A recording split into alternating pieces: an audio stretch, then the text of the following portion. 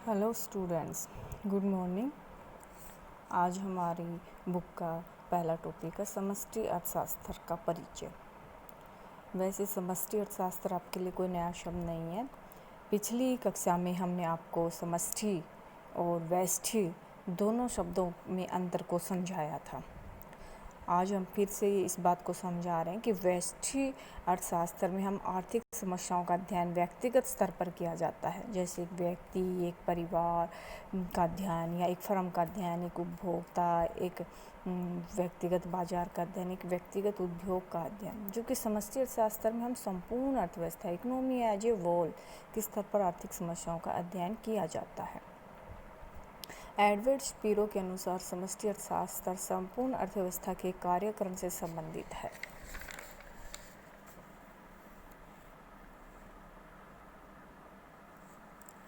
यहाँ पर एक बात हम आपको समझाना चाहते हैं कि समष्टि और व्यष्टिगत अर्थशास्त्र का अध्ययन करते समय हमें एक आवश्यक सावधानी रखनी चाहिए।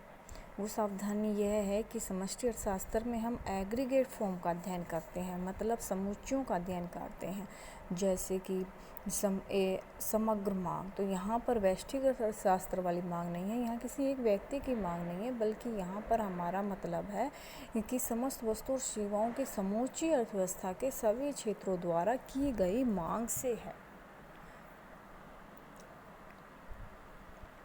इसी तरह से हम इसमें व्यक्तिगत इकाइयों का अध्ययन जो कर रहे थे व्यष्टिगत अर्थशास्त्र में, उसको उसी रूप में हमें समष्टिगत अर्थशास्त्र में नहीं लेना चाहिए। समष्टिगत अर्थशास्त्र कैसे व्यष्टिगत अर्थशास्त्र से भिन्न है, अब हम इस पॉइंट को डिस्कस करते हैं। तो यहाँ पर हम पढ़ रहे हैं समष्टि अर्थशास्त्र और व्यष्टिगत अर्थशास्त्र में अंतर क्या है, डिफरेंस, दोनों में डिफरेंस बताना है। तो पहला डिफरेंस हमारा है समुच्चय की मात्रा। पहला डिफरेंस है समुच्चय की मात्रा, यानी हमने अभी बताया व्यष्टि अर्थशास्त्र में हम व्यक्तिगत इकाइयों का अध्ययन करते हैं, जैसे एक फर्म, एक उपभोक्ता, जबकि समष्टि अर्थशास्त्र में हम समूची अर्थव्यवस्था से संबंधित समस्याओं का अध्ययन करते हैं, जैसे कि रोजगार का स्तर। दूसरा अंतर है अध्ययन का केंद्र। व्यष्टिगत अर्थशास्त्र के अध्ययन का केंद्र साधनों के अनुकूलतम बंटवारे से संबंधित समस्याओं और नीतियों का अध्ययन है, जबकि समष्टि अर्थशास्त्र में हम केंद्र अर्थव्यवस्था में पाई जाने वाली संसाधनों के रोजगार की स्थिति और संसाधनों के विकास से संबंधित सिद्धांतों, समस्याओं और नीतियों का अध्ययन है। तीसरा अंतर है विषय वस्तु का मूल अंतर। समष्टि अर्थशास्त्र तथा व्यष्टि अर्थशास्त्र में मूल अंतर बताते हुए प्रोफेसर जी थिमैया ने कहा कि व्यष्टि अर्थशास्त्र की समस्याओं का मुख्य निर्धारक कीमत है, यानी हमने व्यष्टिगत अर्थशास्त्र में कीमत निर्धारण को पढ़ा है, जबकि समष्टि अर्थशास्त्र में हमारा मुख्य निर्धारक आय है। तो व्यष्टि अर्थशास्त्र में उपभोक्ता, उत्पादक, उत्पादन के साधन आदि आर्थिक इकाइयाँ अपने निर्णय विभिन्न बाजारों में कीमतों के आधार पर लेते हैं। इसके विपरीत समष्टि अर्थशास्त्र में कुल उपभोग, कुल निवेश, कुल बचत आदि संबंधी निर्णय मुख्यतः आय अर्थात राष्ट्रीय आधार पर लिए जाते हैं।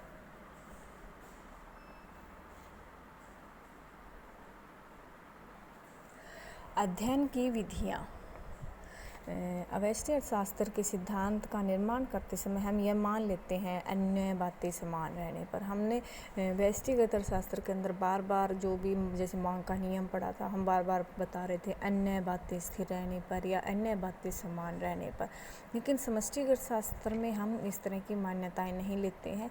इसके अंतर्गत हम कुल मांग, कुल पूर्ति, कुल उपभोग, कुल निवेश आदि तत्वों का समुच्चय लिया जाता है और इन तत्वों की परस्पर निर्भरता का ही हम अध्ययन करते हैं। तो इस विधि में हम जो संतुलन पढ़ते हैं वो अर्ध सामान्य संतुलन विश्लेषण होता है, यानी क्वासी जर्नल इक्विलिब्रियम होता है, जबकि व्यष्टिगत अर्थशास्त्र में जो हम पढ़ रहे थे इक्विलिब्रियम, वो होता है पार्शियल इक्विलिब्रियम एनालिसिस, क्योंकि वो एक इकाई से संबंधित संतुलन था। पांचवा हमारा डिफरेंस है मान्यताओं का समूह। समष्टि और तथा व्यष्टि दोनों में ही विभिन्न मान्यताओं के समूह है, क्योंकि हम जब कुछ भी निर्धारण करते हैं तो हमें कुछ अजम्पशंस लेनी पड़ती हैं। तो व्यष्टिगत अर्थशास्त्र में हम ज़्यादातर ये मान लेते थे कि देश में पूर्ण रोजगार है, कुल और उत्पादन तथा कुल व्यय को भी स्थिर मान लिया जाता था।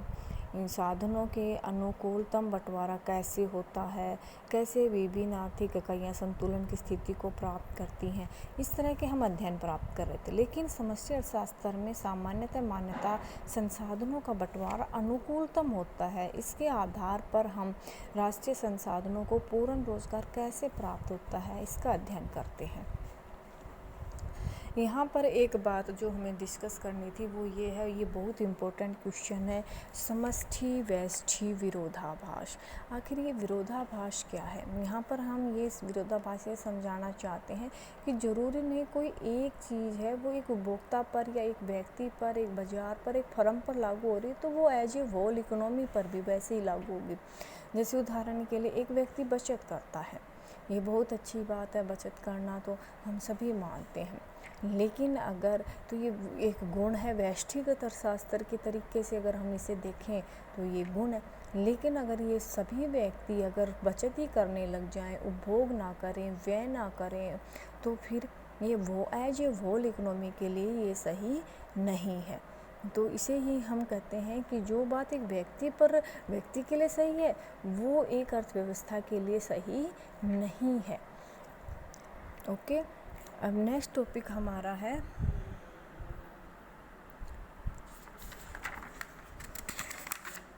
समष्टि अर्थशास्त्र का क्षेत्र। समष्टि अर्थशास्त्र का क्षेत्र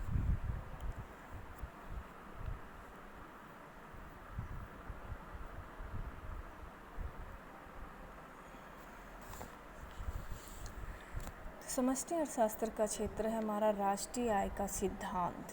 समझ यानी क्षेत्र से मतलब हम इसमें कौन कौन सी जो क्षेत्र लेते हैं जिनको हम इसके अंतर्गत स्टडी के लिए, अध्ययन के लिए शामिल करते हैं। तो इसमें हम पढ़ते हैं राष्ट्रीय आय के सिद्धांत, रोजगार के सिद्धांत, मुद्रा के सिद्धांत, सामान्य कीमत स्तर के सिद्धांत, आर्थिक समृद्धि के सिद्धांत, अंतर्राष्ट्रीय व्यापार के सिद्धांत, ये सभी इसके अंतर्गत हम पढ़ते हैं। फिर आता है एक अर्थव्यवस्था में समष्टि अर्थशास्त्र की समस्याएं क्या हैं। समस्याओं का मतलब क्या है कि समष्टि अर्थशास्त्र में कमियां क्या हैं, सीमाएं क्या हैं। तो हम वो समस्याएं पढ़ रहे हैं कि कौन कौन सी हम समष्टि अर्थशास्त्र के अंतर्गत समस्याओं का अध्ययन करते हैं। तो सबसे पहली हमारी समस्या है समृद्धि तथा विकास। तो समृद्धि और विकास हम समष्टि अर्थशास्त्र के अंतर्गत पढ़ रहे हैं। जैसे आप कई बार सुनते होंगे कि भारत का विकास जरूरी है, भारत में बहुत ज़्यादा गरीबी है। तो ये क्या है? ये समष्टि अर्थशास्त्र है, यानी हम समष्टि अर्थशास्त्र के अंतर्गत ग्रोथ एंड डेवलपमेंट इसके बारे में स्टडी कर रहे हैं। विभिन्न देशों की अर्थव्यवस्थाओं के भूमंडलीकरण, एकीकरण के इस युग में समृद्धि तथा विकास समष्टि अर्थशास्त्र के अध्ययन का केंद्र बन गए हैं। दूसरे इसमें हम पढ़ते हैं रोजगार की समस्याएं। 1930 के दशक की बात करें तो विश्व में महामंदी आ गई थी। महामंदी के फलस्वरूप रोजगार में कमी हो गई थी, बेरोजगारी बहुत ज़्यादा हो गई थी। समूची अर्थव्यवस्था में बेरोजगारी का स्तर बहुत ज़्यादा बढ़ गया था, यानी एक डरावनी समस्या बन गई थी। अकुशल श्रमिक बड़े पैमाने पर थे, ग्रामीण क्षेत्र में श्रमिक थे वो पीड़ित थे। तो समष्टि अर्थशास्त्र के अंतर्गत मेन एक प्रॉब्लम थी, वो थी कि लोगों को रोजगार कैसे दिया जाए। तो बेरोजगारी केवल भारत जैसे विकसित देशों की विशेषता नहीं है, ये विकसित देशों में भी एक समस्या है। तीसरी इसमें समस्या हमने अभी बताई, व्यावसायिक चक्रों को हम पढ़ते हैं। यानी इकोनॉमी में कभी तेजी, कभी मंदी, कभी फिर सरकार अपने सुधारात्मक उपाय अपनाती है, फिर तेजी आ जाती है, फिर मंदी में चली जाती है। तो इस तरह से हम समष्टि अर्थशास्त्र के अंतर्गत व्यावसायिक चक्र, बिजनेस साइकिल्स का भी अध्ययन करते हैं। चौथा है हमारे पास मुद्रास्फीति। चौथा पॉइंट है मुद्रास्फीति। मुद्रास्फीति उस स्थिति को कहते हैं जिसमें सामान्य कीमत स्तर में एक निश्चित समय अवधि में निरंतर बढ़ने की प्रवृत्ति पाई जाती है। यानी कि मुद्रास्फीति का मूल्य घटता है तो इसका मतलब लोगों की वास्तविक क्रय शक्ति कम हो जाती है। यह भी एक अन्य समष्टि अर्थशास्त्र संबंधी समस्या है। यानी कि मुद्रा का मूल्य, यानी अगर किसी वस्तु की कीमत बढ़ती है तो क्या होता है, हमारी खरीदने की क्षमता, यानी जिसे हम कहते हैं परचेजिंग पावर, क्रय शक्ति कम हो जाती है। यानी हम पहले से कम वस्तु और सेवाएं खरीद पाते हैं और इसी से हमारी क्रय शक्ति कम होती है, जिसे हम कहते हैं वास्तविक आय हमारी कम हो जाती है। कीमतों में मामूली वृद्धि आर्थिक समृद्धि में सहायक होती है। इससे निवेश को बढ़ावा मिलता है, आर्थिक क्रिया का समुच्च स्तर प्रेरित होता है। किंतु मुद्रास्फीति कभी कभी दौड़ती मुद्रास्फीति, यानी कि बहुत तेज़ गति से कीमतें बढ़ने लगती हैं, ये इकोनॉमी के लिए एक अच्छी स्थिति नहीं है। थोड़ी बहुत कीमतें बढ़ना इकोनॉमी के लिए अच्छी मानी जाती है, लेकिन जब कीमतें बहुत तेज़ गति से बढ़ती हैं तो वो इकोनॉमी को विनाश की ओर ले जाती हैं। आम आदमी मुद्रास्फीति के कारण गंभीर रूप से पीड़ित होता है, उसकी क्रय शक्ति घट जाती है और सरकार के प्रति उसका असंतोष बढ़ता जाता है। बजट संबंधी घाटा और राजकोषीय नीति। विश्व की अर्थव्यवस्थाओं के निजीकरण और भूमंडलीकरण के पश्चात विकास प्रक्रिया में सरकार की प्रत्यक्ष भागीदारी धीरे धीरे कम होती जा रही है। फिर भी कल्याण संबंधी क्रियाओं के विस्तार के कारण सरकार के बजट संबंधी खर्चों में वृद्धि होती जा रही है। विशेषकर प्रतिरक्षा, आतंकवाद का सामना करने और न्याय एवं व्यवस्था को बनाए रखने के लिए सरकारी खर्चे में वृद्धि जारी है। सरकारी खर्चे में वृद्धि का एक अन्य कारण किसानों को दी जाने वाली आर्थिक सहायता भी हो सकती है।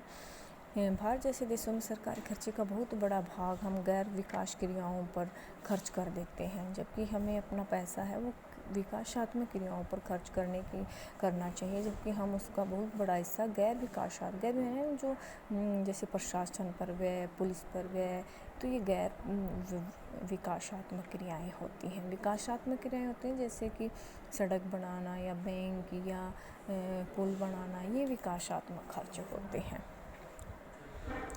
बजट संबंधी घाटा तथा उससे संबंधित राजकोषीय नीति समष्टि अर्थशास्त्र की केंद्रीय समस्या, जिस पर कड़ी दृष्टि रखना जरूरी है ताकि अर्थव्यवस्था में निवेश के लिए अनुकूल वातावरण बनाया जा सके। ब्याज दरें तथा मौद्रिक नीति।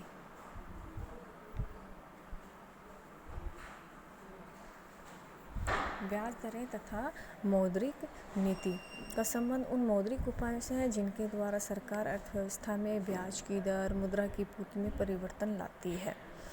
इससे स्थिरता के साथ विकास को प्रोत्साहित किया जा सकता है। ब्याज की ऊंची दर का अर्थ है निवेश की ऊंची लागत, जो कि विकास प्रक्रिया के लिए हानिकारक है। भारत जैसे विकसित देशों की अर्थव्यवस्थाओं के लिए ब्याज की ऊंची दरें अति संवेदनशील होती हैं, क्योंकि इनके कारण समस्त उत्पादन की लागत बढ़ जाती है तथा अंतर्राष्ट्रीय बाजारों में उनकी प्रतियोगात्मकता कम हो जाती है। फलस्वरूप इन देशों के निर्यात को बहुत ही बड़ा धक्का पहुँचता है और इनकी आयात क्षमता घटती है। और जबकि वास्तविकता यह है कि देशों के आर्थिक विकास की गति को तीव्र बनाने के लिए पूंजीगत वस्तुओं की आयात की आवश्यकता होती है। दूसरी ओर ऊंची ब्याज की दर इन अर्थव्यवस्थाओं के लिए बहुत बड़ी चुनौती है, क्योंकि इससे मुद्रास्फीति को और अधिक बढ़ावा मिलता है।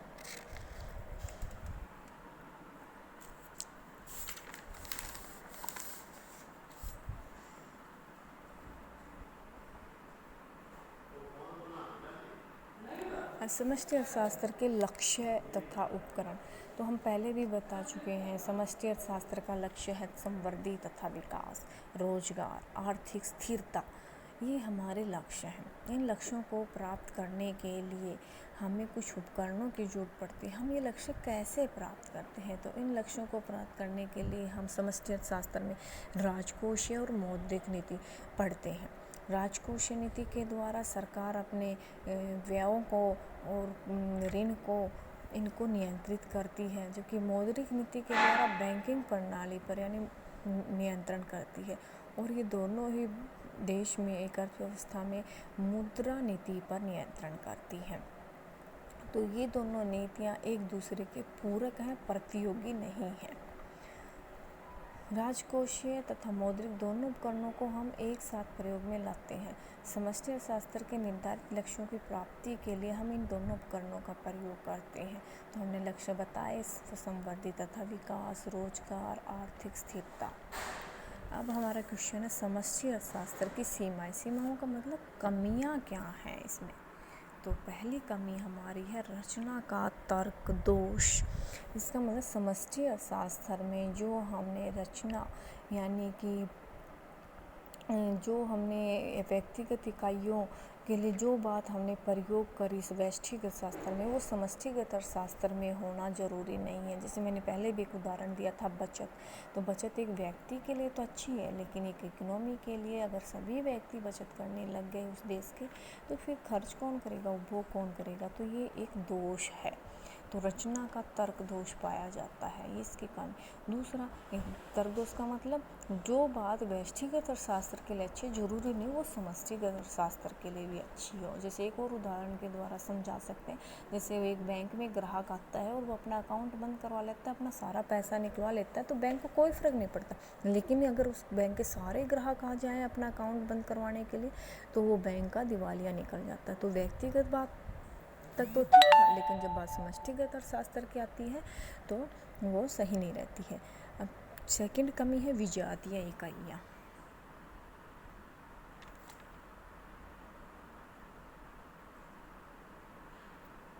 विजातीय इकाइयाँ कई बार हम सेट्स बनाते हैं, जैसे 6 सेब 7 सेब दिखा रखा है 13 सेब, तो ये एक मीनिंगफुल सेट्स है। इसी तरह से हम कहें 6 सेब 7 संतरे 13 फल हैं, यह भी एक मीनिंगफुल सेट्स है। लेकिन जब हम ये कहें 6 सेब और 7 में मकान, तो इनका आपस में कोई वो मीनिंग ही नहीं है। तो इस तरह के कई बार विजातीय सेट्स हमें मिल जाते हैं। तीसरा हमारा पॉइंट है स्वयं समुच्चय की अपेक्षा समुच्चय की रचना अथवा ढांचा अधिक महत्वपूर्ण है। ये बहुत इंपॉर्टेंट पॉइंट है। यहाँ पर हम क्या कहना चाहते हैं, यहाँ हम ये कहना चाहते हैं कि समष्टि अर्थशास्त्र में हम सेट्स का प्रयोग करते हैं। जैसे उदाहरण के लिए हम कहें कि 2009-2010 में कीमतों में स्थिरता रही, यानी कि कीमतें नहीं बढ़ी। इसका अर्थ ये नहीं है कि 2009 में कोई कीमतों में परिवर्तन नहीं हुआ, ना ही 2010 में कोई कीमतों में परिवर्तन नहीं, ये सही नहीं है।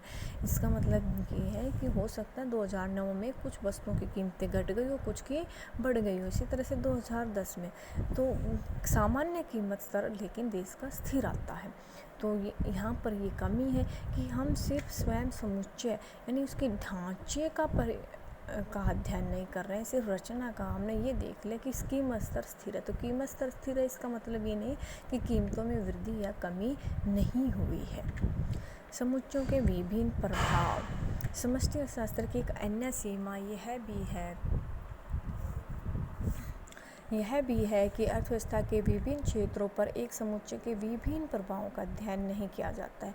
समष्टि प्रचालनों का हम अध्ययन करते समय हम सिर्फ एक समय में एक ही पैरामीटर का प्रभाव को देखते हैं और अन्य पैरामीटर को हम स्थिर मान लेते हैं। जैसे उदाहरण के लिए अगर कीमतें बढ़ती हैं तो सिर्फ उसका व्यापारियों और उद्योगपतियों को लाभ होता है, लेकिन दूसरी तरफ अगर हम देखें तो वेतनभोगियों को, यानी जो सैलरी वाले हैं या जो वेजेज कमाते हैं, तो उनको तो नुकसान होता है। तो ये क्रॉस सेक्शन की बात हो गई यहाँ पर। तो हमने सिर्फ एक को ही अध्ययन किया, दूसरे को नहीं किया। दूसरे को कर रहे हैं तो पहले वाले को नहीं कर रहे हैं।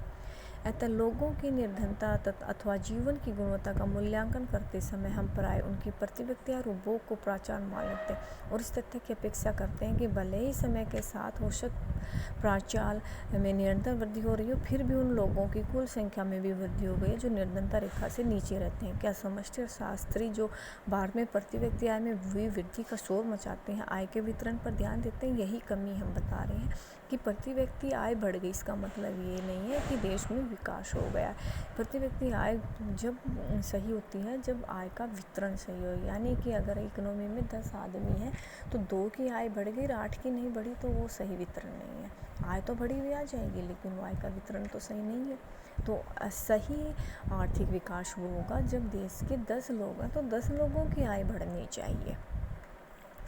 Okay, thank you.